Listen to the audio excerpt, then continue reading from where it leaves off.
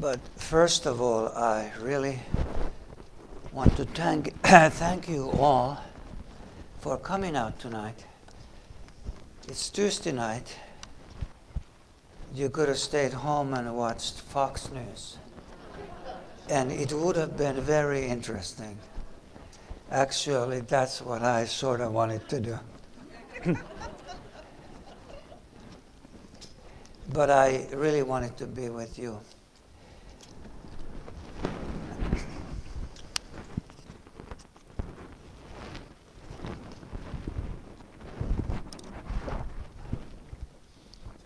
There's big things happening.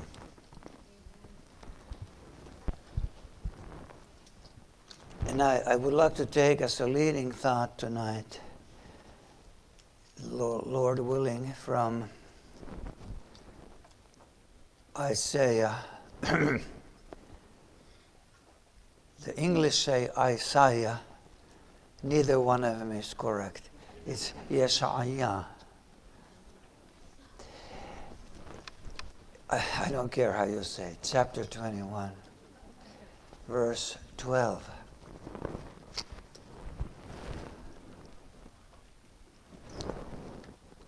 We are heavenly oriented people,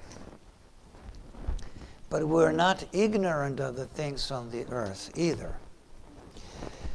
When you read the book of Daniel the prophet, how you say here, Daniel the prophet. When you read his book, you see amazing way how he relates. He's talking about things in heaven. He's talking about things on the earth. He's talking about things in heaven.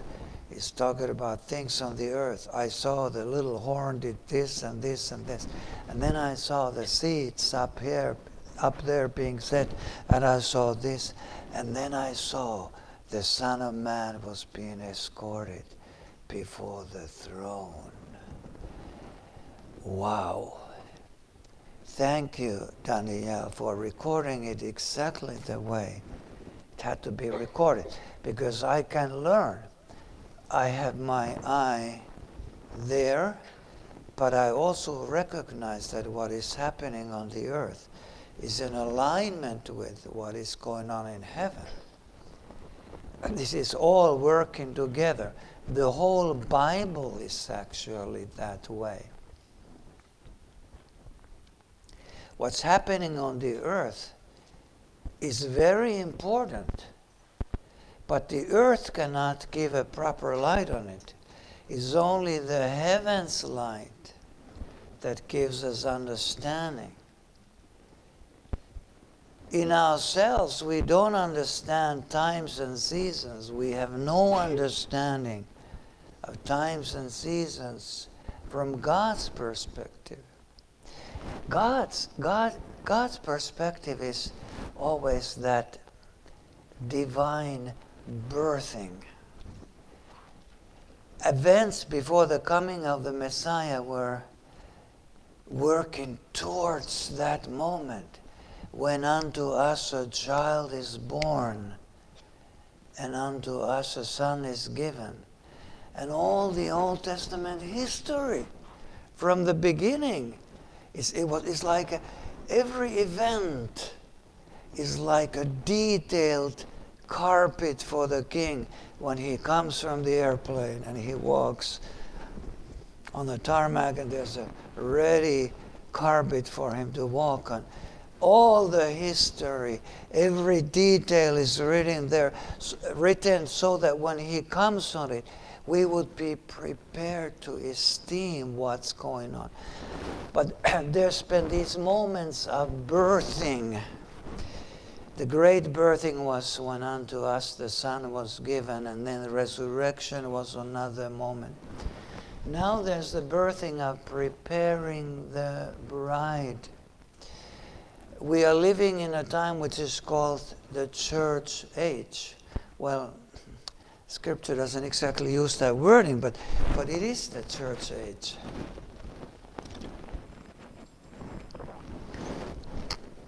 And God has had his eye also to prepare Israel. It is like Joseph. Here in the land of the West, you pronounce it probably like Joseph. But it's the same guy.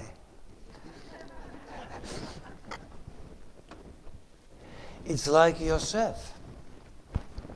Church age is very much like that. Joseph is there in Egypt, and he has his family, and he's feeding the world with the wheat.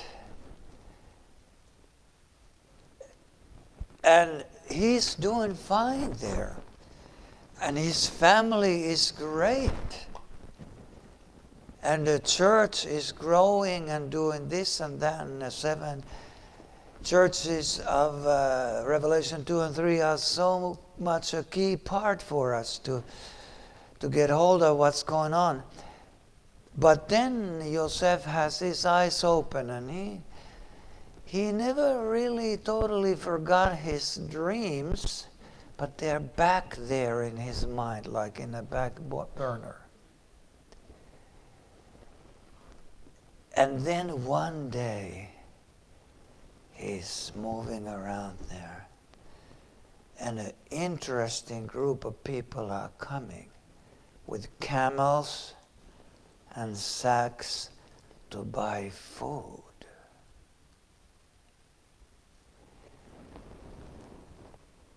And he hears they speaking. That's my language. He's very good in Egyptian. He's a smart guy.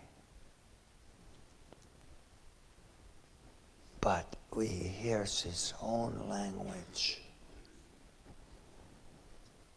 His heart starts beating. And he's moving slowly. He's not going to come out and say, "Hey, this is me. Have you changed yet?" No. He works with a method God gave him. And then he's working towards revealing himself to them. But he's going to send them home first. One more trip. It appears he's not in a hurry, but his heart is pounding. The same heartbeat is for the church, and the same heartbeat is for Israel. It's the same heartbeat. By the way, it's also the same enemy. The same enemy that hates the church, that persecutes believers, Christians, Paul would say saints, holy people. The same enemy hates Israel.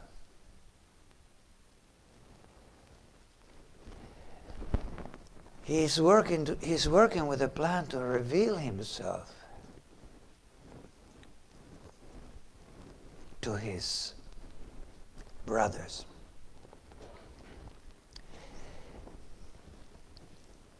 This verse is in Isaiah or Yeshaya 21 and verse 12. Let's read verse 11 also. The burden of Duma really. It's not the Russian Duma. Perio knows that word. But it's Duma. He calleth to me out of Seir, watchman. Now the word is very important, that word watchman. By the way, let's not go further until we read one verse out of Mark chapter 13.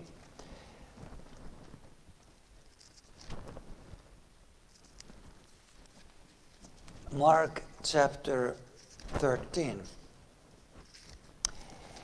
where we have a passage about the last days. And it's interesting what it says here in verse 34. For the Son of Man is as a man taking a far journey who left his house and gave authority to his servants,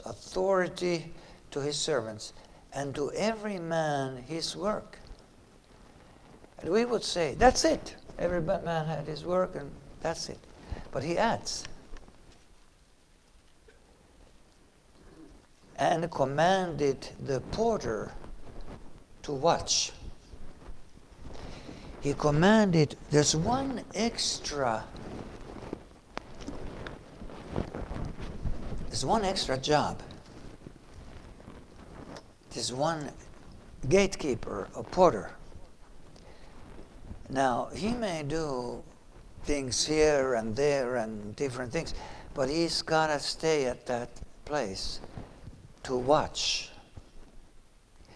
Because he pays attention to things the others cannot always pay attention to. In Israel, there is a very interesting little yeshuv, like a settlement where people live. It's called Yad HaShemonah. And they have built like an ancient place where you have the watchtower. When you climb up to the watchtower and you experience it, how it looked like, that's the place from where you see what is going around. So when he says watchman, this is the man that knows what is going on. Everyone doesn't know what's going on. Everyone has some kind of an idea. But it's the watchman that knows what is going on. In our terms, watchmen would be those that communicate with God. They do other things, but they primarily listen to God. They listen to God. They listen to heaven's voice. They, like Daniel, that correlate what's going on the earth with what's going on in heaven. A watchman, by the way, it's a tough job, because watchman doesn't walk around when he goes to the store and always advertise, I'm watchman. And some people know when watchmen are around who are the watchmen. They know, because they talk a different way. But those that, most people don't know where the watchmen are. By the way, one of such watchmen is in the book of Colossians, chapter 4, verse 12.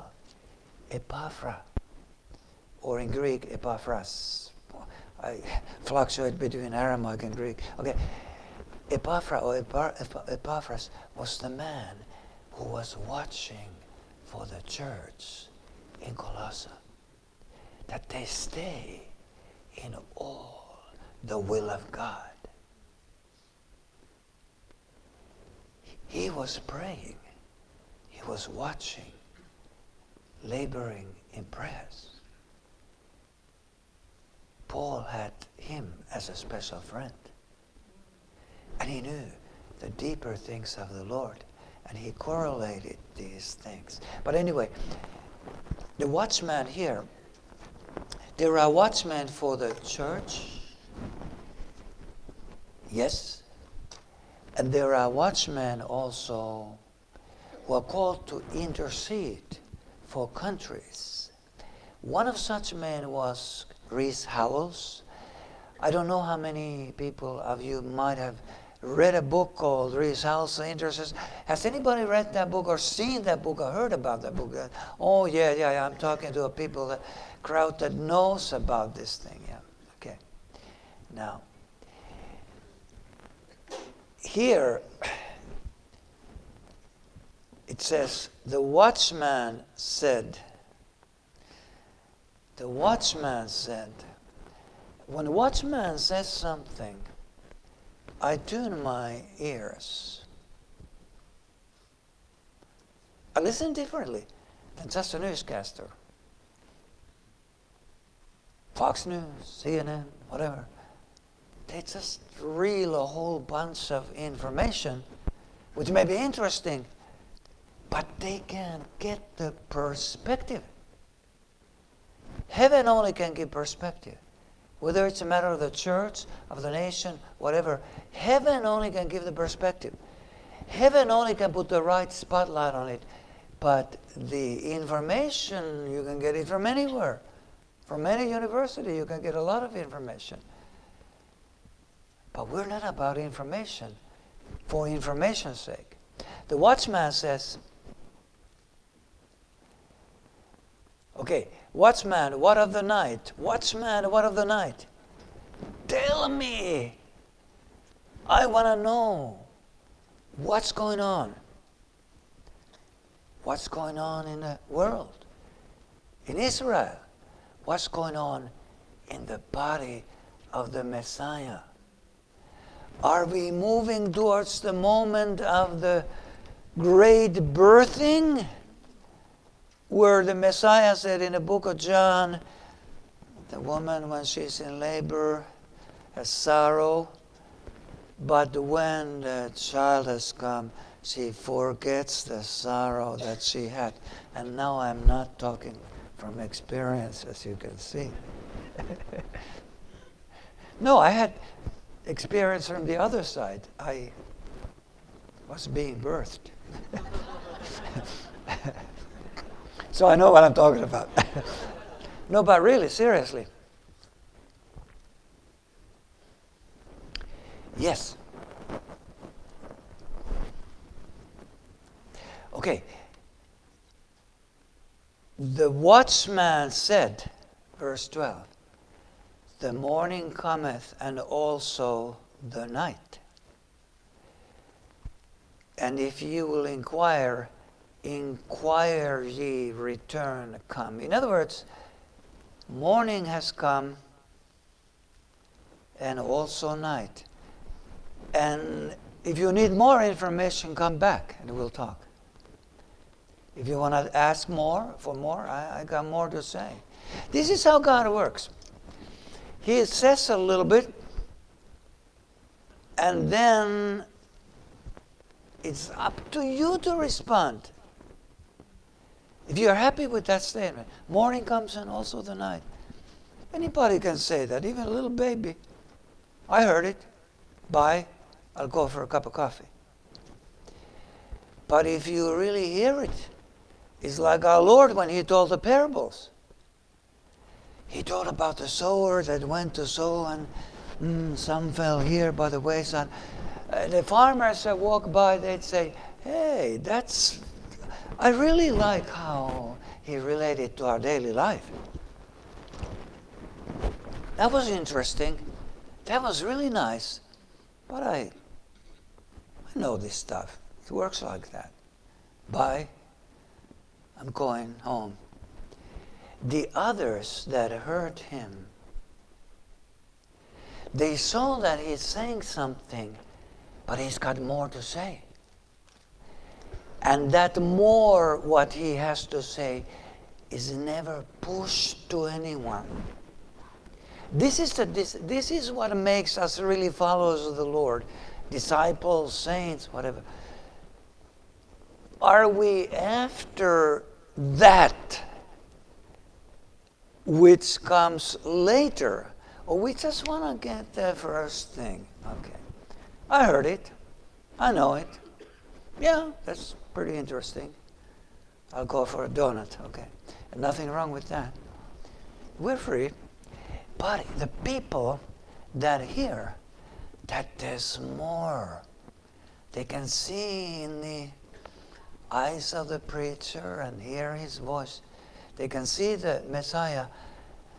What he just said wasn't the whole thing. There is more. May I say this? This is what drew us to a place like this. When I heard the first message, I think it was in a boat, Pastor Sal was preaching.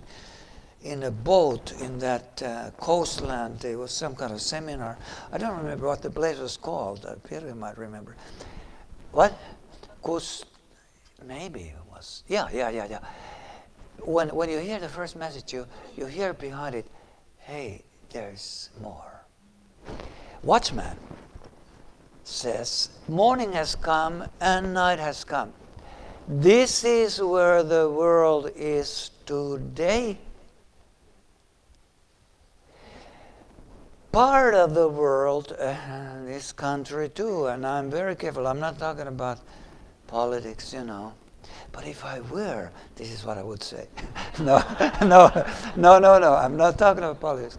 The whole world is like this. There's an anticipation. There's something in the air. People are waiting for a new change, new morning, new something that we have never seen before. The technologies are paving the way for something new. But there are two different new things what people are waiting. One of these new mornings is called day. You are the children of the day. Paul says to those who believe the gospel. And then the other part is, and also the night has come. Now the people of the night, they think the night is the day. They are expecting something fabulous. When the world will come together, when the world will have peace, we'll all have harmony, and we're all woven together in the same web, an interesting net together. And when there's some kind of a supernatural way how we get knowledge by AI intelligence, no more need for doctors, we'll just put the info into the machines and the answer is right there. We don't need doctors anymore. This utopian world is night. But we are waiting for the day. Night has come and also morning has come and also the night. Now the interesting word there in Hebrew is the writer is using an Aramaic word for to come, and this word come, ata, it means to come and bring with you something. So in ancient days, when people went to visit somebody, they had like bread and salt or something like that. So the morning has brought the spirit of the day. Psalm 110.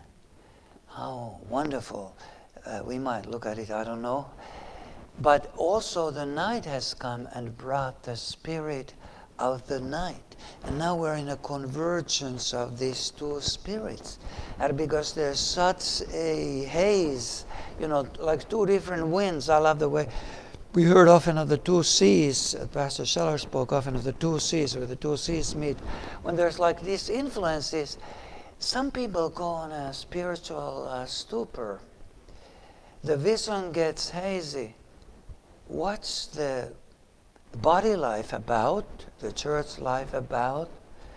People get hazy because these winds blow, and we kind of forgot why we came in the first place to the Lord's life, It's hard to live in this moment of convergence. It's very, very hard.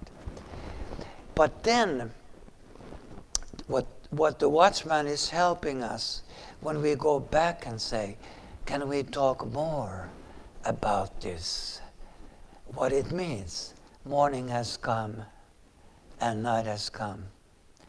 Can we talk more about that? And the watchman says, I'm ready, come back. This is what happened when our Lord taught the parables. He first gave the teaching, first gave the parable. And some people went home and they felt that, okay, that was okay. But then the ones that wanted to hear more, Then they heard what it was about. Why are we saying this?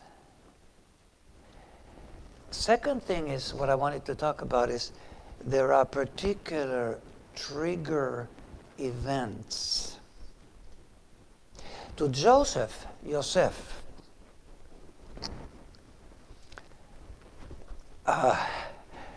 when he saw his brothers come and he heard the familiar language,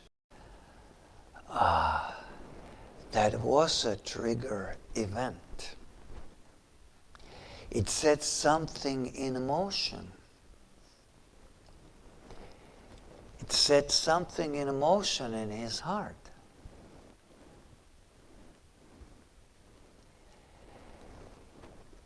He was about his family. He was about his own children and his own wife and his own job, and he was doing all right. But when those brothers came, something moved inside of him. Now I'm going to change the track a little bit. I said a couple of words about trigger events. Try to put this in perspective. Now I understand here in the land of the West, the land of the setting sun here, where I feel like we're on the ends of the earth here. From biblical perspective, we are very much in the center of God's activity, but geographically we're really at the ends of the earth here. But, wow. Try to put it into perspective here, and we can. When God, the Father, and his Son, the King Messiah, decided that there has to be a blindness on his people, Israel. Well, let's use the term Jewish people. That there has to be blindness on his people for a long period of time. And the land, they would be moving away from the land, and the land would be left desolate, like it says in Isaiah chapter 6. Was it easy for him to do? It was a huge decision. For the sake of the nations, I will have blindness on my people. Partial blindness, not total blindness. Blindness in part. In Romans 11:25. Blindness in part. And the land that I covenanted for them, I let that be like trodden down and for a time. My wife and I, we are in the promised land and part of the promised land. I tell you how many times I walk where the fields are, and I walk and I look at the olive trees and I say, Lord, please communicate to me something of your sense of this. What a miracle it is. After 2,000 years, we get this land back. After 2,000 years, we're back in the land. Not all as redeemed people, but never forget, there's a remnant right now, according to the election of grace. There's a remnant. And it's the remnant that are the pillars that hold the roof up. I don't think this pillar holds any roofs, but maybe it does, I don't know. But there's a remnant that holds the pillars that hold the roof up. So we don't need to say that so many people are in unbelief, so it's not important. It is important. So imagine, after 2,000 years, God did miracles and miracles and miracles to cause this land to blossom. If you ever want to see an interesting set of movies, it's called Against All Odds. Anybody has seen those? Ooh, okay, again, I can see that I'm in an environment where people know about things. It's amazing the miracles of the Six-Day War, for example, and the Yom Kippur War, which is called 1973 war here.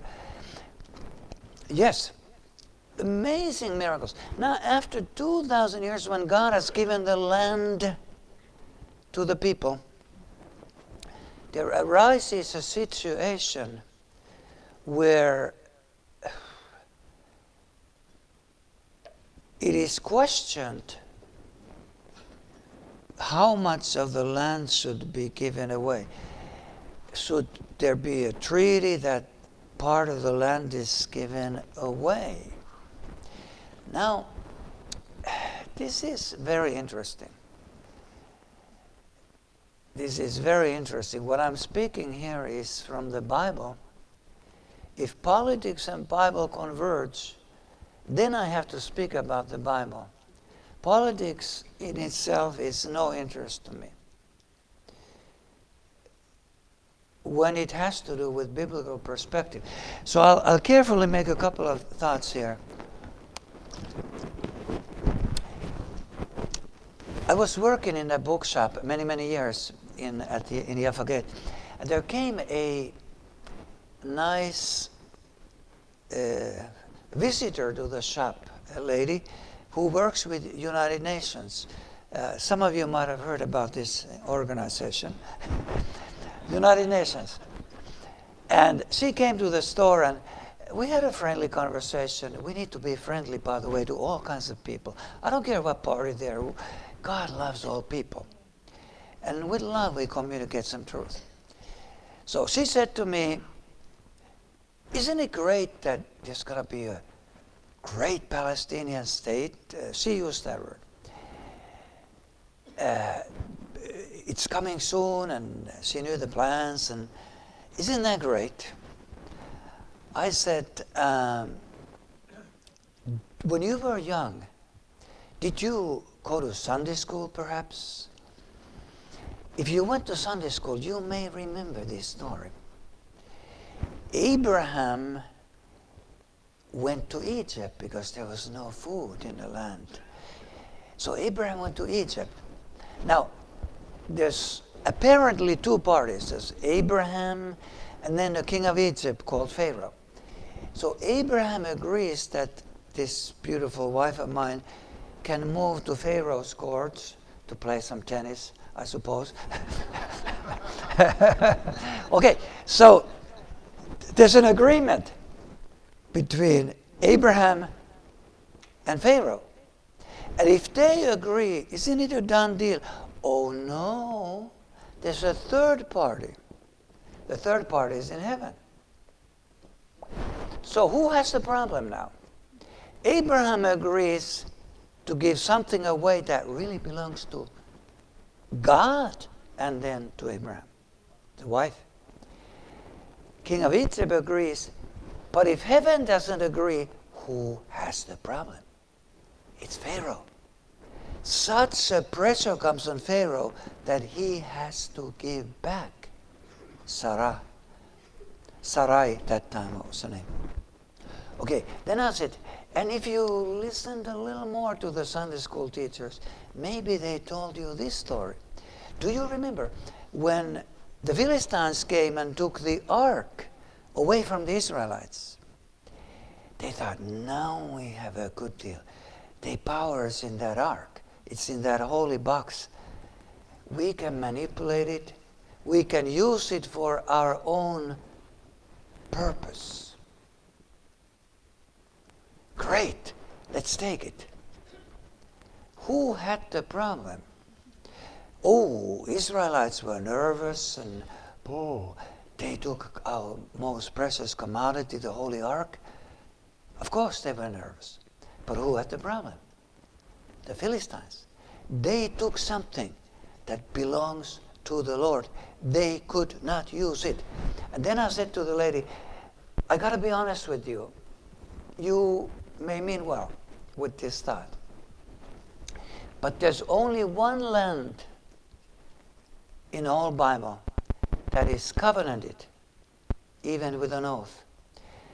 This land is covenanted to Abraham and to the seed of Abraham. And of course, it's covenanted for his service, for his glory, for his manifestation, for his grace. This land is God's. And to us, I say that it will be cleansed. It's not all that clean. We have problems. But God knows how to do it. He knows how to do it. And He will. So I said, isn't it sad that there's such a trap being created? A trap. Who will suffer?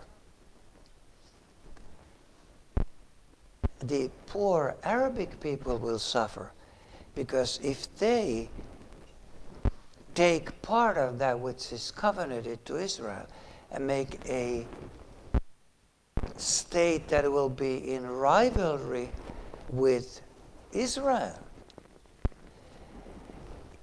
if there's a covenant, and even if our prime ministers and leaders sign it and say, we agree, and the other party agrees, and the whole earth agrees, even the cows in the field agree. But if heaven doesn't agree, who's got a problem? Would God come and tell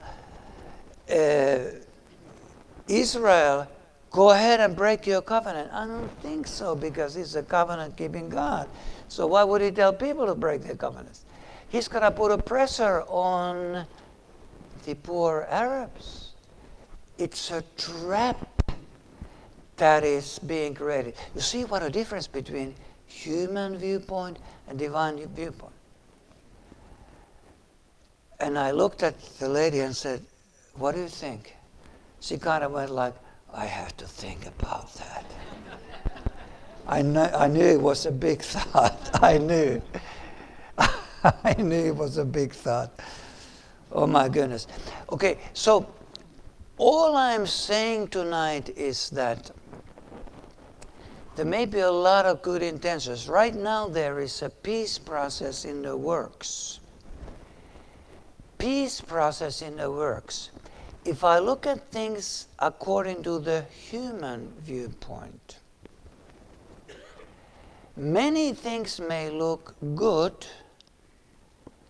but the flesh is so deceptive.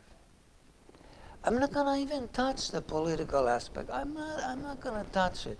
That's for the small coffee time wraps. But a big thing is, God has some rights.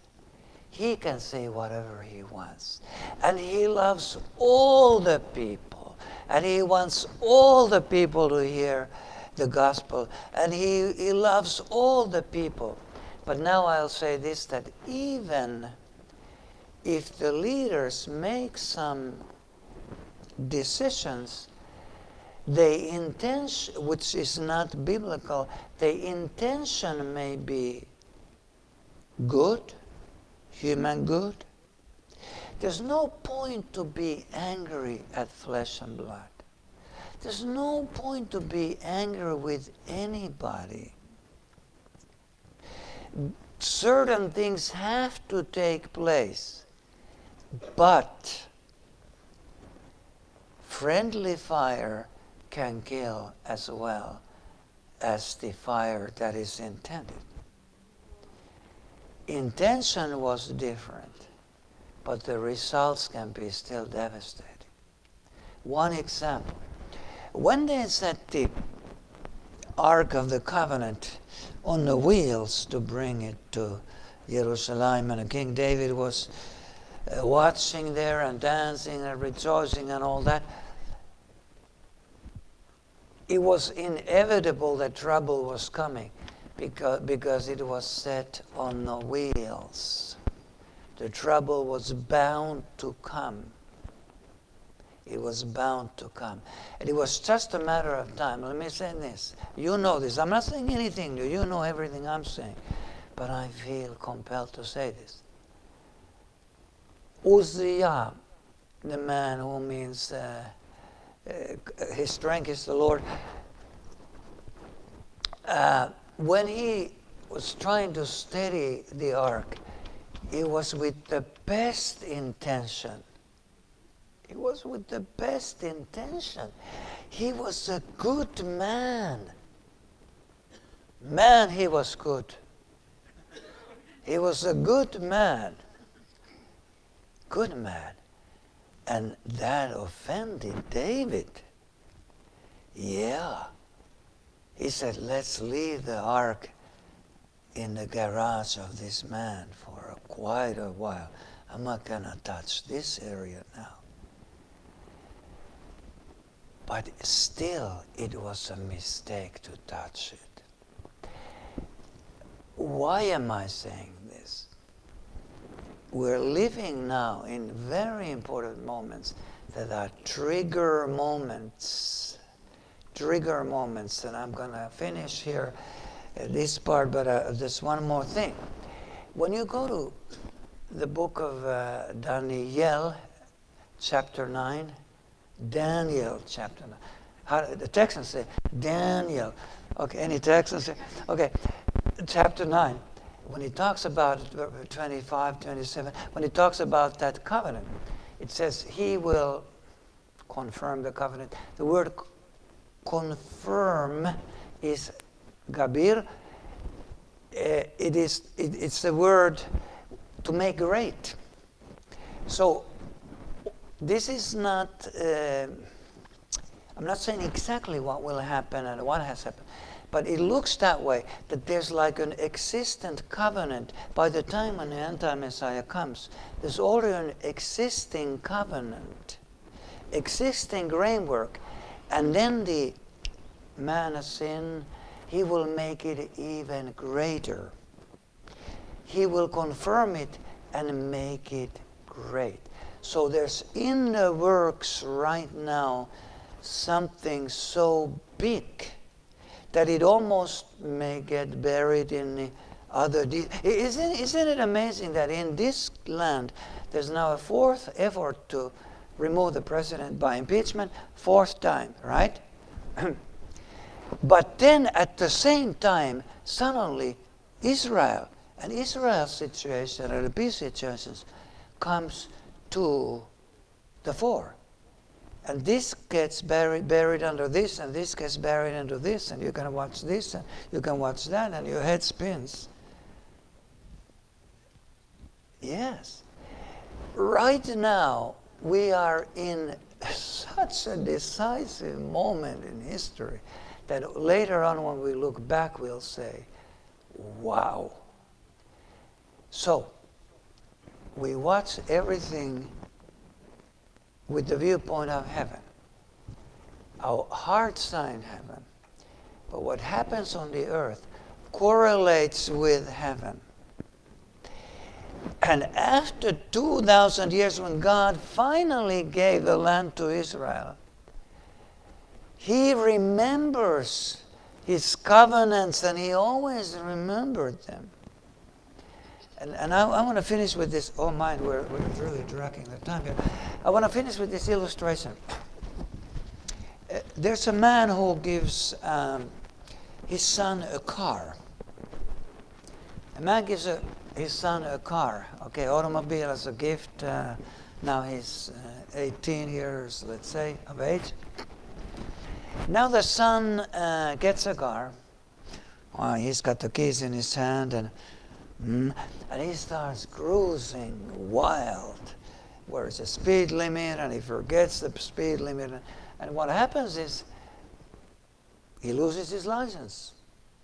So the car sits in the yard, and he doesn't have his license. He lost his license for, let's say, 5 years. How about this? The neighbors will look at the car and say, he wasn't a good boy. Let's go and take a battery out of the car. Let's take the wheels. Let's take this and that, because he's not a good boy. No, the title deed to the car never changed. And Israel, we got the driving instructions in Sinai. Not that we can do it by our own power. It's only by the Spirit that we can live up to God's standards. But we lost the driving license that we got the instructions in Sinai. And so we lost the use of the car. Israel as a nation used the rights to drive the car for a moment. But because it's been sitting on the lot, the neighbors have come and said, hey, let's take out the battery. He's not a good boy. He doesn't deserve it. And then let's go and take the tires. How about let's take this and that? The title deed was never taken away because it was given by an oath. If God is this literal concerning Israel, isn't he also equally literal concerning the church? And when he sees that evil powers are trying to affect the church, isn't he going to come and defend his own in ways that we have never seen? And God will, I'm almost preaching here. And God will defend Israel. Wait, Ezekiel 38 and 39 haven't happened yet. No. And we have never seen yet the zeal of God towards his church also. And he says, those who hold to my word, preach the grace message, live the grace message. There's so much in my heart now. There's a remnant according to the gift of grace and election of God. And you know what I believe? That us here tonight are very much a core part of that remnant. Let's stop right here, otherwise we might say too much.